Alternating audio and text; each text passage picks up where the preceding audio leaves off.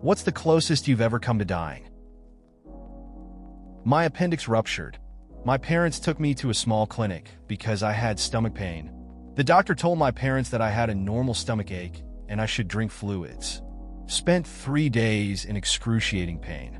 My parents finally took me to the hospital, diagnosed with a ruptured appendix, and I was in surgery within the hour. Doctor said I could have died if my parents waited one more day.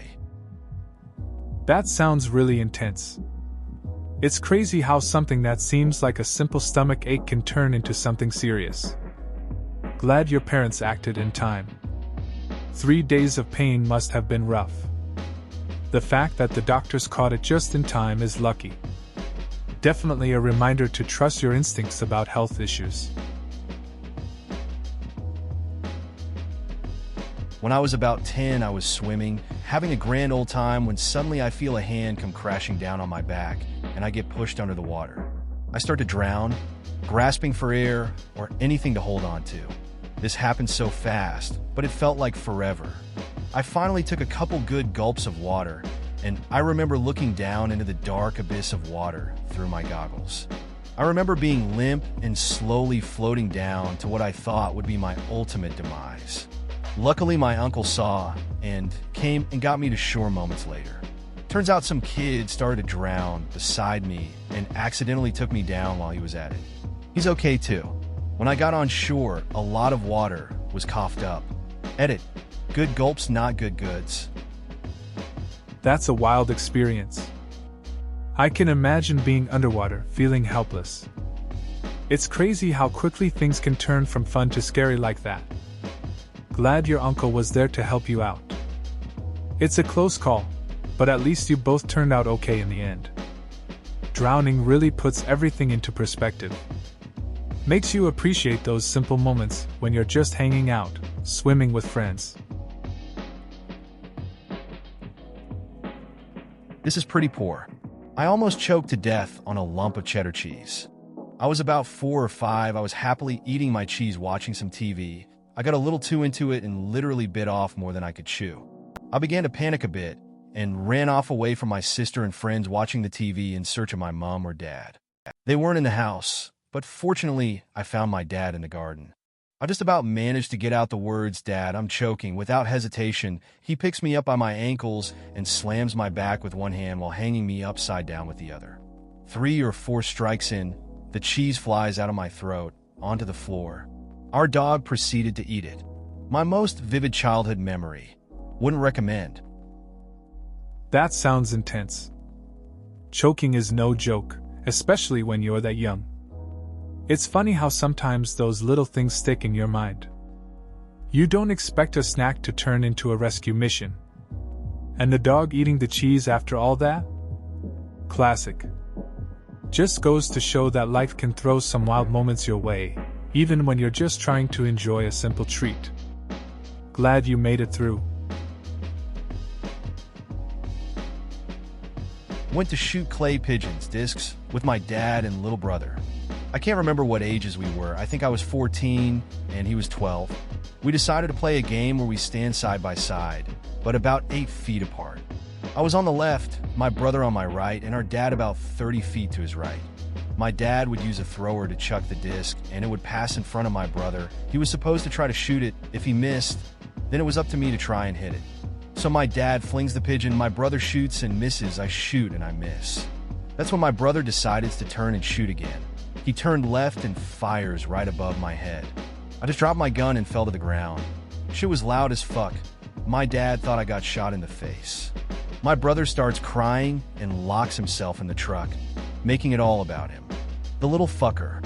Anyways, I wasn't hit, but I was pretty close to having my head blown off. TLDR, brother almost shot my face off. That sounds pretty intense. It's wild how things can take a turn like that. Not sure I'd ever feel safe shooting again after being that close. Your brother definitely had a panic moment, though. Locking himself in the truck fits that reaction. Must have been a weird mix of fear and laughter once everyone calmed down and realized you were okay. Just a normal day at the range, right? Some construction workers tied a thin wire-like rope on a tree near my college parking lot entrance, probably to measure the field where construction was going on nearby. The rope was invisible, and some douchebags stretched it. I was entering the parking lot on my motorbike, and it slashed my neck. Thankfully, as it was the entrance, my speed was low. Had I been riding fast, it could have cut me badly. I was late for class, so I scolded those idiots who stared at me like dumb fucks and proceeded to remove the wire. Later, when I went to the toilet, I found that I had a red, bumpy scar on my neck and realized I could have died. That's a wild story. It's crazy how something so seemingly harmless can turn dangerous. Good thing you were going slow. It's frustrating dealing with careless people like that, especially when you're just trying to park and go to class. That scar is a reminder, but it sounds like a close call. Just goes to show you gotta stay aware of your surroundings, even when they don't think before doing things. I was walking down the sidewalk listening to music. I hit a red light at the intersection, 3 lanes, so I pushed the walk button. The walk, light lit, I started to cross. There were vehicles stopped in the far 2 lanes, but the first lane was empty. I took a couple of steps into the street when a car doing about 40 whizzed by, running the red light. I have no idea if the driver saw me or not, but I sure as shit didn't see him, her, and the earbuds blocked out all noise. That was about 10 years ago. If that car would have hit me, I'd surely be dead. The moral of the story? Never ever cross an intersection with both earbuds in. Oh, and look both ways because reasons. That's a close call. It's wild how sometimes we're not fully aware of our surroundings. Being lost in music can be nice, but definitely not when it makes you miss something dangerous. It's like a reminder to stay alert and not just rely on signals. You think about it, crossing streets can be risky, so it's good to stay cautious. Guess we all have those moments that teach us to be careful. In high school, I was fighting with one of my friends. Out of rage, he took a pair of scissors and stabbed me in the chest with it. Amazingly, it hit the button of the shirt I was wearing instead of my chest.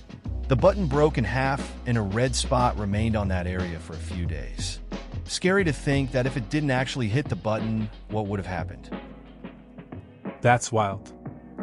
It's kind of crazy how a small thing like a button can change the outcome of a situation. I guess it shows how quick things can get out of hand, especially in high school. Going through something like that would really make you think twice about fights and anger. Glad you got out of it with just a red spot. Definitely a close call. I had my bicycle's handlebar puncture my intestines when I was 5. Just a normal bike crash, but my handlebar grips were worn off from ghost riding my whip. I was projectile vomiting blood everywhere and had to have emergency surgery. I was in the hospital for a month. The one good part was the sweet ALF poster I got from an aunt to make me feel better. That sounds intense. It's crazy how accidents happen when you're a kid. That bike crash must have been scary. Spending a month in the hospital isn't easy, but at least you got that ALF poster. It's wild how something simple like that can really make a tough situation a bit better. Glad you made it through. I almost went into hemorrhagic shock. I had a stomach ulcer from Motrin on an empty stomach. I thought I was just getting out of shape. One day, I couldn't carry my lunch tray and decided to go to the clinic. They laid me down and told me to sit up. That was difficult.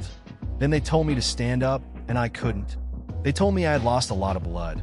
I get to the hospital, I get 3 blood transfusions. All better. That sounds really intense. It's wild how something like a stomach ulcer can sneak up on you.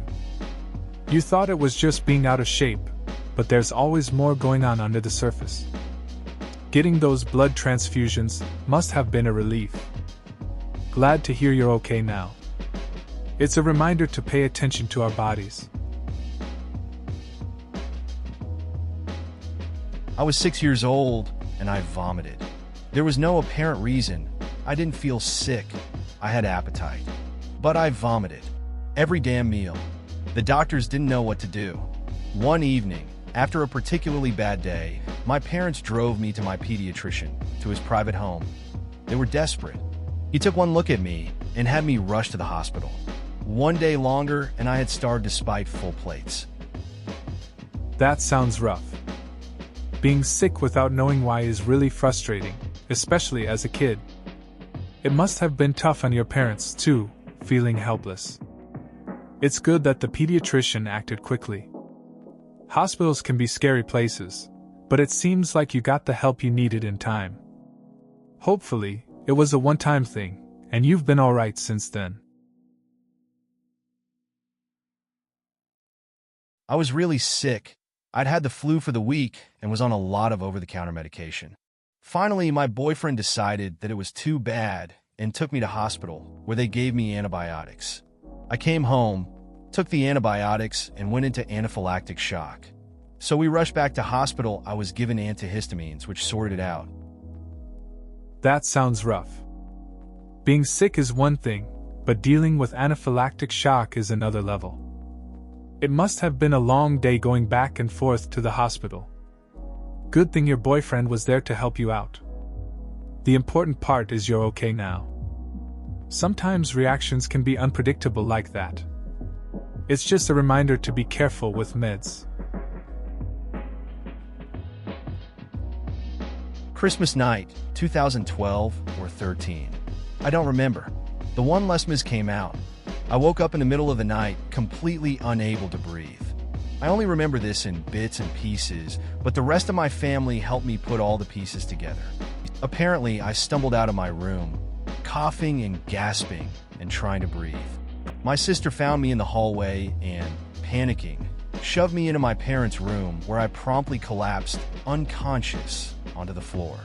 Slipping in and out of consciousness, I continued to try and find my breath. Then the coughing started. I've never coughed so hard in my life. I actually burst a few blood vessels in my face during this. And then I started heaving and coughing/vomiting up blood. The next thing I know, I'm in the ER. Apparently, I actually stopped breathing and flatlined for a bit, but they resuscitated me. TLDR, the closest I came to dying was actually dying. That sounds like a wild experience. Waking up like that must have been terrifying, and it's crazy how quickly things escalated. It's good your family was there to help. The fact that you were so close to not making it really puts things in perspective. I guess moments like that can change how you view life. Glad to hear you're okay now. I was running a cable next to an off-ramp from the interstate. I was shoveling dirt thinking about what I was going to be doing come Friday when I remembered that I had a bag of Skittles in the truck that I wanted to eat. It was the blue pack, which was new at the time, so I went to the truck to grab them. I started walking, and about 15 feet later a car flies off the interstate and runs into the guardrail I was working on. Turned out it was a 16-year-old driver who overcorrected and lost control of her Ford Escort. The crash ended up damaging the car pretty good, but nobody was hurt. It freaked me out about triviality of it all. The cops came and the tow truck within the hour, and that was the end of it. It was all business as usual for everyone else, but if I didn't run up and get that bag of Skittles, I'd be closed casket dead today. I still keep that bag of Skittles in my truck. TLDR, a bag of Skittles saved my life. It's wild to think how a simple snack run could change everything. You were just focused on grabbing those Skittles, and then a car nails the guardrail. Glad no one got hurt. It really puts into perspective how quickly things can turn around. Now, that bag of Skittles is more than just candy. It's a reminder of that day. Sometimes it's the little things that keep us grounded. Over this past summer, I had a bonfire. I first tried lighting it with kindling, tinder, and logs, but it wasn't catching. I then resorted to using one of those fire starter blocks. That didn't work either. It's about 30 minutes after everyone arrived, and we can't get the fire started. I go to my garage, get a thing of gasoline, and douse the pit. I ask my friend to light it for me. He does, but way too early. Like gasoline still pouring out of the can early. There's a video somewhere of this happening, and you can clearly see the fire travel up the stream and into the can. It didn't explode or anything. Oh yeah, it still didn't light. We ended up starting the fire with a Doritos chip. On top of everything, I'm an Eagle Scout. Seems like a classic case of wanting to impress but ending up with a funny story. Using gasoline is a risky move though. It's wild that the fire didn't catch after all that, but using a Doritos chip to get it going is a solid backup plan. Makes for a memorable bonfire with friends. Being an Eagle Scout and struggling with fire starting adds an ironic twist. Looks like the chips saved the day. It was my 4th birthday at my house. Being from Iran, there were pistachios everywhere in the house for guests. I started eating them voraciously because, at the time, they tasted delicious. Then this clown my parents hired for my birthday started dancing in front of me, and my vision got really blurry, and that's all I remember. I have a severe allergy to nuts, and I'd had an anaphylactic reaction. The family apparently thought I'd choked on the pistachio, and were trying to clear my throat, realized they couldn't do anything, and got to the hospital to get API just in time. Crazy part of it is that I'd never realized why I had an aversion to clowns until 2 years ago when we were going through old VHS tapes. We found a video of the clown dancing at my party from that day minutes before I passed out. My young mind must have associated clown and the event. Case in point, don't trust clowns. That's quite a story. It's wild how a traumatic event can shape your feelings, like that aversion to clowns. The way kids see things is different. One moment you're enjoying a birthday, and then it flips just like that. I guess you really can't take anything for granted, especially when it comes to food. Good thing your family acted fast. Definitely not something you'd want to repeat. Clowns and nuts are both off the list. When I was 7, I pretended to know how to swim so I can enter the swimming pool in a wedding. I thought it was easy, that I just had to move my hands and legs exactly like the other boys. I jumped, couldn't get out, and nearly drowned, but alhamdulillah, a boy saw me and jumped in the pool and saved me. That's a wild story. Trying to fit in and pretending to know something can really backfire sometimes. It's good to hear you got saved right away. That kid probably didn't even think twice about it. Just acted. Funny how those moments stick with you, even years later. Glad you're okay now. Swimming lessons after that, I hope. I was completely run over by an SUV in the 2nd grade in my own driveway. I was 7, I think, so that was a pretty close call. The driver of the vehicle heard a scream as the car's tire was on my stomach because I couldn't hold it in, and the most intense memory I have of the incident is while the car was driving over my head as I stared at the tree next to my driveway. I escaped with a broken collarbone and road rash, which is pretty incredible when it's all said and done. That's a pretty wild story. It's crazy how quick things can happen. It's good you came out with just a broken collarbone. Sounds like a tough experience, but at least you're okay now. Makes you think about how fragile things can be sometimes. I'm sure it left a mark, but it's cool you can look back and share it. Glad you can joke about it now, even if it was intense back then. According to my mom and sister, I did die when I was a baby. We were pretty poor, and our house was falling apart. My mom and sister were sitting at the table talking, and I was just crawling around doing baby stuffs. Apparently our floor was breaking apart, and I found a chunk of tile, or whatever the floor was made of. I guess my baby mind thought this looks delicious, and I ate it. My sister looked at me and said, "Mom, Alex is choking." And my mom was like, "Nah, she ate a cracker, it'll soften up with her saliva." My sister says, "No, Mom, she's turning blue." So my mom picks me up and starts screaming and runs to the neighbor's house. Not sure why she didn't call the ambulance, but anyway, my dad tried to make me throw up, but his finger ended up pushing the tile deeper. While my mom was screaming at the neighbor for help, she said she felt me go limp. The neighbor ended up smacking me on the back, and I threw up the tile, and here I am, 20 years later. That's a wild story, man. Just picture a baby crawling around, looking for snacks and eating a piece of tile. Your mom thinking it's no big deal, then realizing it's serious. The neighbor stepping in like a hero, slapping you on the back, and you somehow coming back from that. It's crazy how something like that can happen. You've definitely got a unique tale to tell. Glad you made it through all that.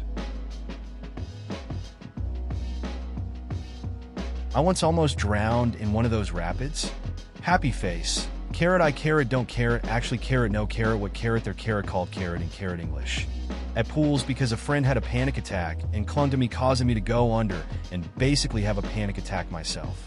Luckily, the rapids had calm areas with a low current, which gave time enough to steady myself and find the border.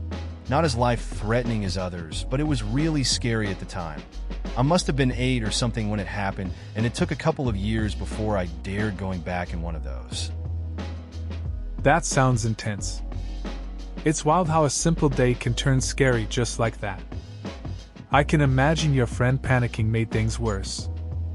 Glad you managed to find those calm areas though.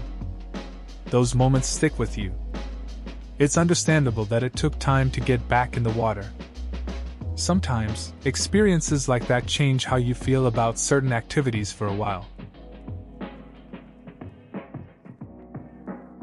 In junior high, I was leaving school and walking home. I needed to cross the street, so I cut in front of a school bus that was stopped. I couldn't see around the bus, but the driver was motioning to me. I didn't think much of it, but stopped for a split second to look at her. Right as I began to step past the bus, another one came whizzing by my head, and I quickly jumped back. Had I not looked up at her, I would have been flattened. It's been over 20 years, and it's still one of my most vivid memories. That's one intense memory. It's wild how a simple moment can change everything. Just shows the importance of being aware of our surroundings, even when we think we're safe. It's crazy how a split-second decision can stick with you for so long. Sometimes, those near misses really make you appreciate life's little moments. Glad you got out of that one without a scratch. I was 11 and on a Caribbean cruise. The cruise stopped at the resort Atlantis. Typical rich kid stuff. At one point, I went down a slide, which I didn't know ended at the deep end of a major pool. I've always been scared of deep water, but the fear literally paralyzed me to the point where I couldn't even doggy paddle or tread water. I flailed my arms all over the place and yelled for help, but most people must have thought I was joking. Just as I was certain I would drown, a lifeguard came and rescued me. To this day, my brother insists that I could have stood in that water. That sounds intense. Being scared of deep water is pretty common.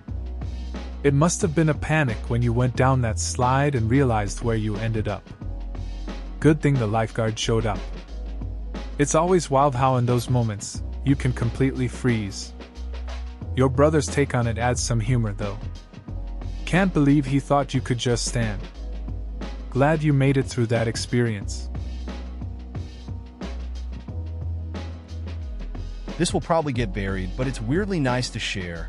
I had a spinal stroke in 2012 and became paralyzed from the neck down, slowly getting better if you want to know. I only just got to AITA in time to be incubated for my ever-weakening lungs and diaphragm. But if my mom had waited for an ambulance, or if I had gotten into the bath, or if I was at school instead at home because I had a cold, I most likely wouldn't have made it. It's good to hear you're slowly getting better. That situation sounds intense. It's interesting how small decisions or circumstances can change everything. It must have been a tough time for you and your family. I can only imagine the relief and gratitude when you got to the hospital in time. It's a reminder to appreciate every moment and the support we have. Keep focusing on your recovery. My ex was an arrogant idiot who one day decided to take me, for my second time snorkeling ever, way out to a reef when the tide was coming in. The water was incredibly rough. He swam off, leaving me alone, and a few minutes later, I was in serious trouble. My mask and my snorkel filled with water, and I had no idea how to purge them. When I surfaced to breathe, I was getting slammed by endless walls of water, and I wasn't getting any breaths in between the waves. I was drowning. My thoughts immediately turned to my mother, and all I could think was it's going to be so expensive for my mom to bring my body home. I was on the other side of the world. I had resigned myself to dying. I wasn't panicked anymore. I was calm. Thankfully, our boat driver, a guy named Abdul, had seen me. He managed to get to me, and he pulled me out. He saved my life. We watched as my ex kept swimming, oblivious to my situation. In hindsight, me and my family believe he may have put me in danger on purpose, but that's another story. That's a tough story. It's wild how people can be so selfish. You were in serious danger, and he just swam off. It's good that Abdul was there to help you, though. It's a scary thought to be drowning and thinking about the costs for your family instead of panicking. Makes you think about who really cares about you in tough times. Glad you made it out. Sounds like you learned a lot from that experience. Riding a bicycle along the road, a puddle ahead of me, a car sound behind. I let the car pass, then turn left to go around the puddle, screeching of brakes, sudden acceleration, trying to hold on to the bike, free fall, sliding on the pavement, all underlined with an active nonverbal concept of, well, shit. Somehow I assumed there was just one car behind me. Luckily, I got away with a minor concussion and a slight deficit of skin on my back. That sounds rough. I've had similar close calls while biking. You think you're clear, then out of nowhere, something happens. It's all a blur, but you just focus on staying upright. At least you got away with just a concussion and some scrapes. Could have been worse, for sure. Just reminds you to stay alert, even when it seems safe. When I was 5, I almost drowned during swimming lessons because our instructor decided to talk to her boyfriend instead of pay attention to a pool full of 5-year-olds who can't swim. All I remember was I was sitting on the edge of the pool, and either I slipped or the girl sitting next to me, who for some reason didn't like my polka-dotted bathing suit, pushed me in. I felt the water rushing over my head, and I looked up and I could see the top of the water, but I couldn't do anything. I tried hard not to inhale water, but I think I got a couple of swallows in. I was struggling to reach the top of the water, but my legs and arms just couldn't quite figure it out. After what felt like forever, but was probably only like 5 seconds, our instructor pulled me out of the water. My dad said he almost jumped in the pool after me, and he was in his suit and tie from work. My aunt ended up teaching me in her backyard pool instead. She used to be a lifeguard and was always careful to keep an eye on me until I figured out how to swim well. That's intense. Almost drowning at a young age could really stick with you. It's wild how a moment like that can change everything. Sounds like your aunt was a good teacher, stepping in when it mattered. Getting a solid foundation in swimming made a difference. At least you got to learn in a safe place after that experience. Glad you made it out okay and learned to swim. I was sick, having to take medicine every 8 hours. This meant waking in the middle of the night to take it. So my alarm goes off, I roll over, take my meds, and try to go back to sleep. But my throat feels weird, and suddenly my face seems really swollen. I stand up to go to the mirror, thinking there's no way this is real, but as soon as I stand, the room starts spinning. I'm gasping for air at this point, realizing I'm about to pass out, and I live alone. I grab my phone and frantically try and call 911 as everything goes black, and I pass out. Turns out my call didn't go out to 911, but a friend who happened to wake up and answer when I called. She heard gasping and gurgling on my end of the phone and called 911. I woke up to them reviving me. That's a wild experience. Waking up in the middle of the night for meds is already rough, but then dealing with all that must have been terrifying. It's crazy how your friend just happened to pick up. Sometimes, you really don't realize how much you need others until something like that happens. Glad you had someone there. Definitely a wake-up call, in more ways than one. At Scouts, for some reason the only axe this one dude was able to find was a fucking double-headed battle axe type thing. The handles on all the other ones had splintered. Basically, we had to chop this massive log in half to burn, and he was fairly going for it when Humpet flew out of his hand and traveled a good 2 m before flying past my head, bouncing off a tree and landing. I was 5 centimeters off being cut in half. Needless to say, we're not allowed to use double-headed battle axes anymore. That sounds like a wild day at Scouts. I guess that guy was just too enthusiastic with the axe. It's crazy to think how close you were to a serious accident. Not sure what they were thinking letting someone use a battle axe like that, but it's good they figured it out. Safety first, I guess. Glad you're okay, though. That's definitely a story you'll tell for a while. I just got my appendix removed a couple weeks ago, and almost same story. One morning I felt a lot of pain on my lower stomach. My friend took me to the hospital, and the doctor said it's just normal stomach ache and give me some pills and told me to home. But the pain kept going. Went to the hospital later that night, and this time another doc examined me and was shocked that the first doctor told me to go home and I was in surgery in less than a couple hours. After the surgery, the doctor said it was the biggest appendix he ever saw, and if I waited half a day, I would have been dead. Glad you were okay. That sounds intense. I've had a similar experience with my friend. He had severe stomach pain, and we thought it was just something minor. He went to the hospital a couple of times, but they kept sending him home. Finally, he insisted on seeing another doctor who realized it was serious. They rushed him into surgery. It turned out to be a bad infection. It's crazy how things can escalate like that. Same thing happened to me at Kaiser Permanente. I went to the doctor complaining of internal pain, even suggested it was my appendix. The doctor took x-rays, then wrote it off as a kidney stones. When he was explaining how it could not be my appendix, he asked me to get off the exam table and jump up and down a few times, which I did painfully. His response: "If anything was wrong with your appendix, you would be in too much pain to do that." After 2 more days, the pain was so bad I could hardly walk, so I scheduled a follow-up with another doctor and got a CT scan the next day. Literally hours after that, the new doctor called me in a panic to schedule immediate surgery to remove my appendix that night. Yeah, I can relate to that. A friend of mine had a similar experience. He went to the clinic with bad stomach pain, thinking it was just indigestion. The doc brushed it off as gas and sent him home. A couple of days later, he couldn't even move. He ended up in the ER, and they discovered his appendix was about to burst. They operated right away. Sometimes those initial assessments just miss the mark. Happened to my friend. We lived in a 4-man apartment together in college.